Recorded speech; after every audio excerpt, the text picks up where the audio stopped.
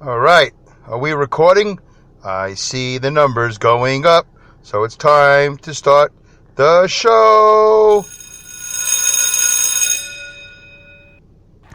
Hello, everybody.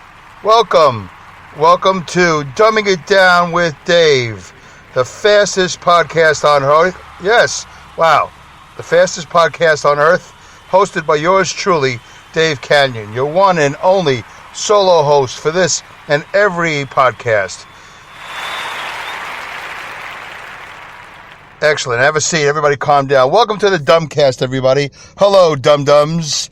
Great to have you here as I trek down the New York State Thruway in my portable potty, my potty, where I do my podcast. Actually, it's a Dumbcast. I like calling it a Dumbcast, but we've been through that many times. Hey, everybody, it is September, let me see, 18, 19, it's the 21st of September, 2016. It is 6-0, not O. I don't do O's. If I do O's, I always regret it. It's 6:05 a.m., and I am leaving my job. I'm headed home, and it was a nice, quiet night. I went out west. And where's west, Dave? Well, west for me would be Rochester, New York. I was in Syracuse and then Rochester, and it was a nice, quiet trip. It's nice to have a night where I don't have to negotiate the southern part of the New York State Thruway. I don't have to negotiate Route 17 in New Jersey from Mahwah down to Paramus. If anybody is listening to this Dumbcast and is not from this area, you don't know what I'm talking about. But just take my word for it. These are all very busy roads. I don't have to negotiate Route 4 up to the George Washington Bridge. I don't have to negotiate the George Washington Bridge or the Cross Bronx Expressway, which is sometimes the Cross Bronx parking lot. Sometimes it's the Cross Bronx Speedway. You never know how it's going to go. And then that's a crazy road. And then the Throgs Neck Bridge. I don't know what a throg is, or Throg's Neck, but that's the name of the bridge. Throg's Neck. Goes over the Long Island Sound. I'm not even sure if it's the Long Island Sound at that point, but it goes over something, some body of water. And then I have to get on the Clearview, which is usually a nice ride, now that it's been paved.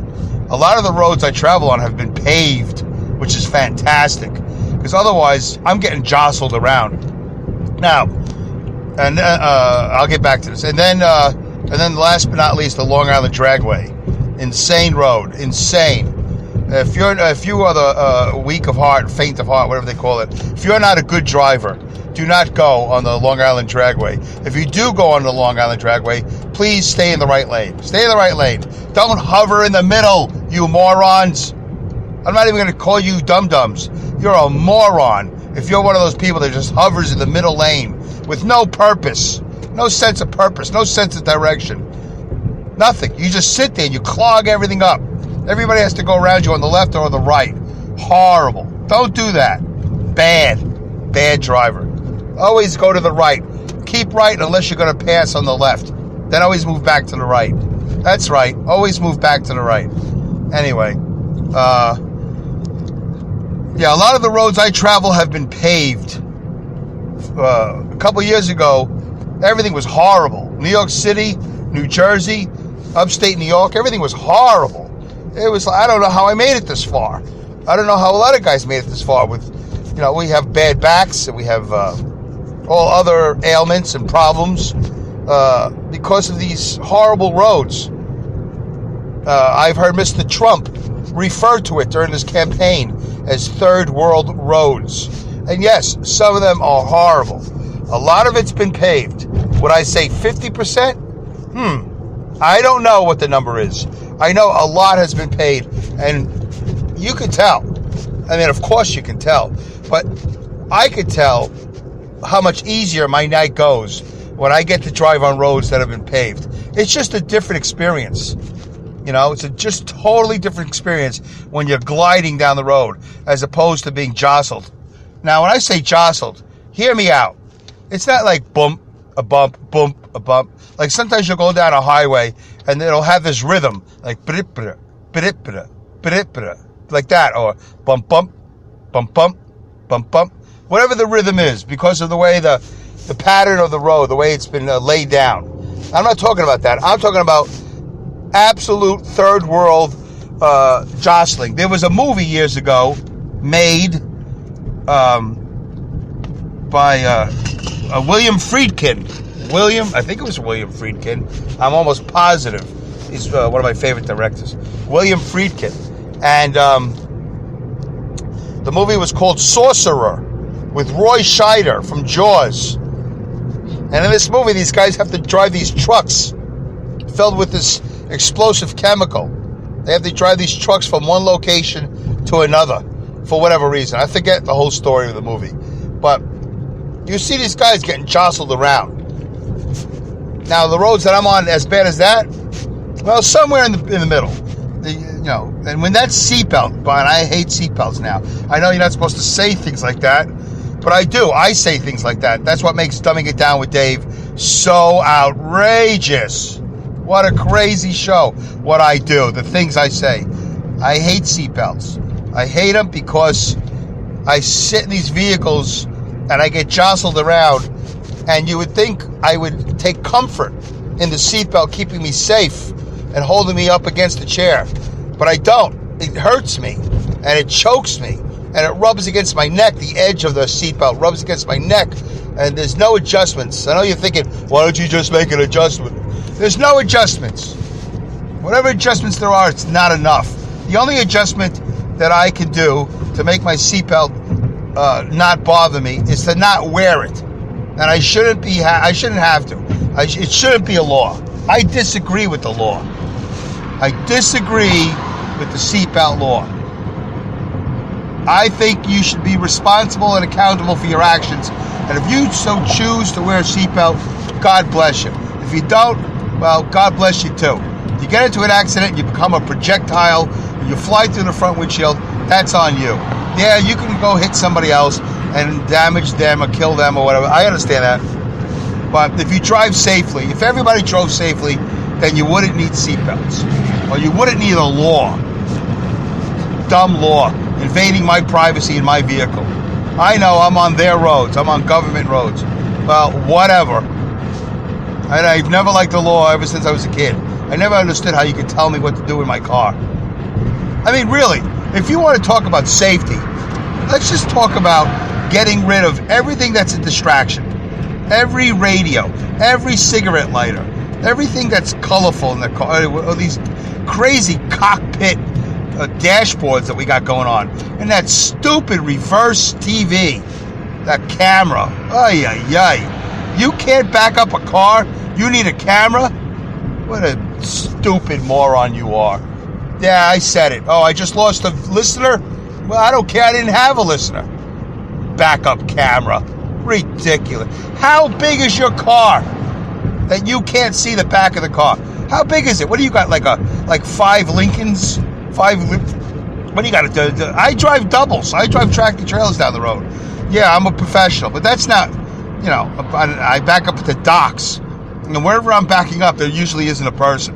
So I don't have to worry about it. Some guys have to back up in the streets of New York City. Yeah, that could be a little bit tough. But they do it. They do it without a stupid camera. Oh, yeah. All these things that we do that are supposed to make life simpler or quicker or more convenient. If you think about it, if I had the time to list all these things, I think all they do is make us dumber. Dumber and dumber and dumber. And I'm not just saying that because that's the theme of the show. Dumbing it down with Dave. I'm not just saying that.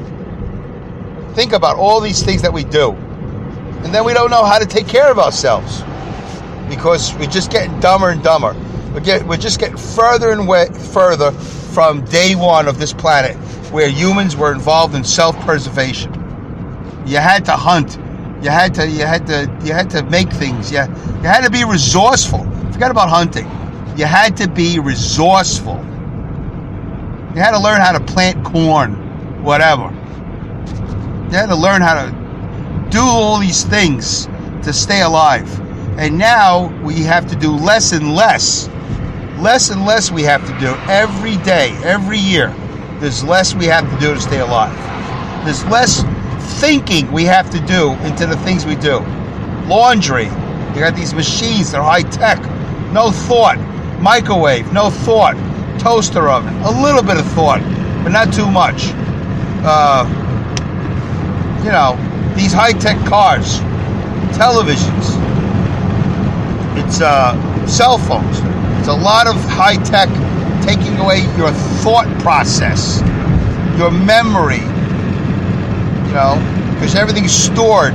Everything is accessible just by speaking, like in Star Trek, when they say, computer, what's the da-da-da-da-da, whatever the question is, computer would give them an answer, like Siri. And I don't think we're using this technology for good. I don't know if we're using it for evil. I just don't know what good is coming from all of this, except a much faster paced society that doesn't seem to accomplish anything except creating things that need a recall. We're constantly recalling stuff. Did I have that window open the whole time? My apologies. Yeah, we like to create things that need a recall. We like to have things with safety hazards, especially for children. We still somehow come up with things with lead paint. I guess those are the things that come from China. We still let China infect our children with lead paint. I'm not trying to sound like a bitter old man. I just have an observation that the more technologically advanced we get, the dumber we get. Because we don't know how things work. We just know if we press a button, it'll do it for us. And one of these days, we've heard this before, Dave. One of these days, when we don't have this technology, we're not going to know what to do. Or there'll be a select few that will know. There'll be captains out on ships. They'll be out in the sea, in the Navy. They'll be out in the sea, and they'll know how to navigate by the stars. You don't need to know how to navigate by the stars. I don't even know if the Navy even requires that knowledge anymore. It's been out for 30 years. They might have phased out using a sextant. You ever hear of a sextant? That's just like it sounds. Sextant. That's how you used to navigate by the stars. I don't even know if they do that anymore. I don't know. Who knows what about clouds and weather and forecasting? I don't know what anybody knows about anything in the Navy. I don't know if these kids today, do they even write? Do they even learn how to hold a pencil? That's very important, I think, to the thought process. To have a thought go from your head, down your neck, down your spinal cord, to your arms, to your hands, to the paper, to your eyes, to see the letter being written, to see the word being put together, to see the sentence, the structure of the sentence, and then the main idea of the paragraph, and the second paragraph, and the story, and the turning of the page. There's something to be said about manual labor, manual knowledge to write. I'm concerned about the future of this country as we have kids that no longer use a pencil or a pen or a crayon, and also, tying the shoes. These are all very basic things that I think kids need to be doing. Ay, ay, ay, ay, ay. I had no thought in my head when I hit the record button. This just came right out. So, that's how the show goes. And I've been recording for 13 minutes, and if I choose to, I can go another 16, 17 minutes, or I can just stop it here. Do I have anything else on my mind? I have nothing else on my mind. I'm on my way home. It's getting darker and darker, later and later in the morning. No more going home in the sunshine. That's fine with me. I mean, I'd rather, because I know there's nothing I could do about it. I mean, it's not fine with me. I'd rather it be daylight all the time, except when I'm sleeping, like from 8 to 4 o'clock. And 8 o'clock in the morning to 4 in the afternoon. Or so 9 to 3 or something like that. Sometimes during the middle of the day, I like it to be dark. But it's not going to be dark when I sleep because it'll always be daylight. But I bought a mask. I bought one of those sleep masks. So that seems to be working pretty good. I've only used it one night so far. And I can't say I got a great sleep, but it wasn't because of the mask. I don't know why. I woke up after 3 hours, went back to sleep, woke up after 2 hours, and then I couldn't go back to sleep. I don't know what happened. I don't know what went wrong. What went wrong with my sleep? I need sleep, very important. But yeah, I like daylight, and I like when it stays lighter later. It stays lighter later in the summer. I love that when the sun doesn't set until like 8:30, 9 o'clock. That's fantastic. Not good if you want to go to the drive-in movie, because I can't start the drive-in movie until it starts getting dark. So it's a late night, very late. If you go into the drive-in in the middle of the summer, very late shows. You got to go early in the spring or late, like early in the fall or something like that. Like now, I think the drive-in is still open. I'm not really sure when they have the very last weekend. Maybe it's not. I don't know. I didn't go this year. I don't think I went last year either. I don't recall going to the drive-in. When I first moved upstate, we went to the drive-in all the time. All the time. A couple times a year. It's fantastic. Double feature. $5 when I first moved up here 20 years ago. It was $5. I couldn't believe it. I said, wow, this is great. 2 movies for $5. And then, it went up. Now it's like $8 or $9, which is still a great price. Still a great price for a first-run movie and a second, almost first-run movie. Usually the second movie is not that far off. Not that far off from the first-run headlining show movie. But I haven't gone. And you know what? Movies suck these days. Boy, Dave, you're not very happy this morning. No, I am. I'm just making a point that these movies have been sucking. I wanted to go see Sully the other night with Tom Hanks. I'm sure it's a great movie. I know a couple of people have seen it, and I've heard reviews. Everybody says it's great. It's probably the same movie that Flight was. Remember Flight with Denzel Washington? Same movie, but with a white guy. Same thing.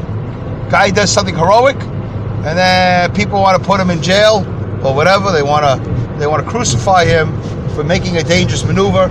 And in this movie, Sully's not an alcoholic. And the other movie, the whole thing was the guy was an alcoholic. And he was drinking. And I think he had cocaine in the system. Not good. Not good. But he still did an incredible thing.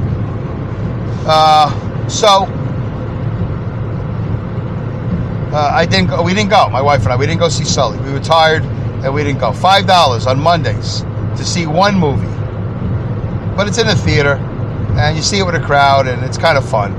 But you know what? I'll wait till Redbox. I'll wait till Netflix. I'll wait. It's not that big of a deal. Am I less in love with movies than I ever used to be? In love is a strong word. Do I like movies less than I used to be? Well, when they suck, I like them less. When they're good, I like them more. Duh.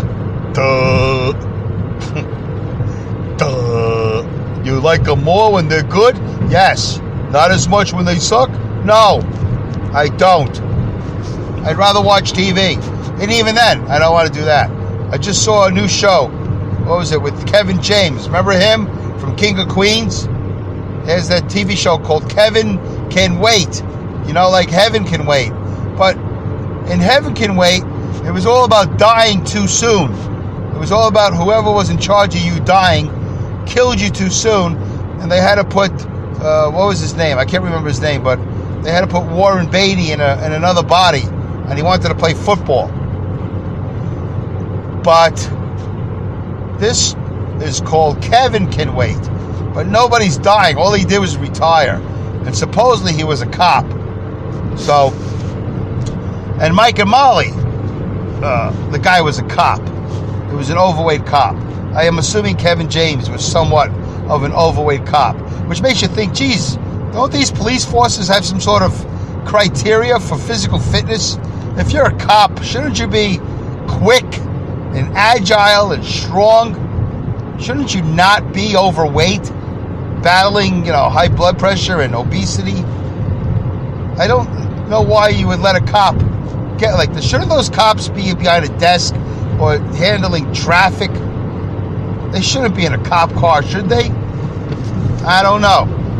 I don't want to sound like whatever, something bad that people would get upset about, but I'm just saying, if I'm out there, I need a policeman's help. I want a guy that can run. I want a guy that can, has endurance. Mike from Mike and Molly is not exactly in great shape. Kevin James, I think he's a strong guy, but I don't know if I want this guy chasing down a criminal. Anyway, Kevin can wait. Not good. Bad. They forced a lot of jokes. They do this all the time with the premiere episode. They want to hit it out of the park. Bang, bang, bang. With jokes. Instead of character development. So I give it a thumbs down. Show number 1. Too soon. Too soon to know exactly how this is going to go. I don't even know who's in charge of the show. If these are good people or not. But there was a show, I think on ABC, just like this last year. And it was starring the guy, I think it was ABC. Could have been any other network, I have no idea. Starring the guy whose name I always forget, but the guy who was in Rules of Engagement. Got a great voice and a great look. And he should be Oscar in The Odd Couple instead of that guy from Friends. There's another terrible show. The Odd Couple. Terrible. Ay, ay, ay. What's wrong with these people? They should be consulting Dave Canyon. I make things right. So Kevin can wait. No good. Too many jokes first episode. Too many forced jokes. Too many forced situations. Just rapid fire crap. Ay, ay, ay. Terrible. My wife and I sat there like, not to mention, you're sitting there waiting for Leah Remini to come back. Why not just do King of Queens Part 2? Now that it's 10 years later, their kids are grown, or kid, and the Arthur still lives with them. It would be great. Why wouldn't you do that? Just bring it back. Yeah, that's what I say. Bring it back. Those guys were great together. But this wife on this show, Kevin Can Wait, I don't know her real name, and I don't even know her name in the show. But it doesn't matter. She's too young. She seems to be too pretty and too young for him. Which, that's what the Leah Remini story was. That she was too pretty and too young. No, not too young. She was just as young as he was back in the day. But they do that all the time with these shows. Every TV wife is too good looking for the husband. Every one of them. So, whatever. Okay, that's it. Oh, I just yawned. I've been on the air I've been doing the show for 20 minutes. I don't have to do a half hour. And I don't even know what this sounds like because I'm using yet another new Bluetooth. No, this is wired. This microphone is wired. Like me, I'm wired up. All right, folks. What did we learn today? Did we dumb it down? We dumbed down motor vehicle safety with the seatbelts, and we dumbed down Hollywood. Talking about Kevin James and his horrible new show. We talked about drive-in movies, and we talked about that's it. That's what we talked about. It was good. Nice and short. Thanks for tuning in. I don't remember what number episode this is. This could be episode number 26. Who knows? Who cares? Stupid thing numbering episodes. Who numbers these things? Just stupid podcasters. Got to number it. Got to prove to the world that we can do shows, so we number them. One of these days we're going to look back and go, I can't believe we numbered all those shows. But anyway,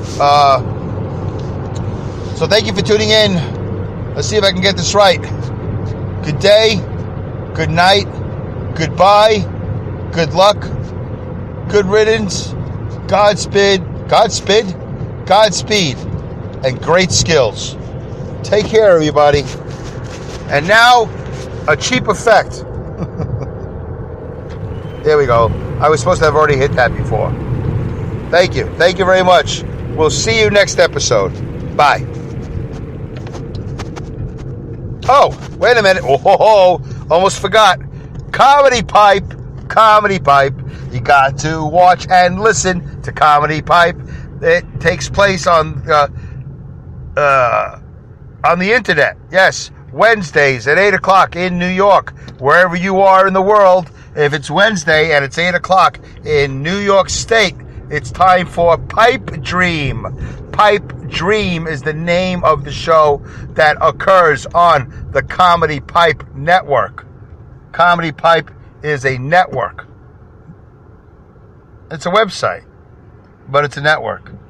Anyway, so listen to Pipe Dream. You'll like it. You'll be glad that you did. Say hello to 3D. He's the host. His friends call him 3D. And his co-hosts are Jefferson and Joe Green. There you go. Didn't forget my plug. I'm doing good. I like this new format. Half an hour. I'm in. I'm out. I talk fast. I'm energetic. I don't fall asleep. It's great. Take care. Bye.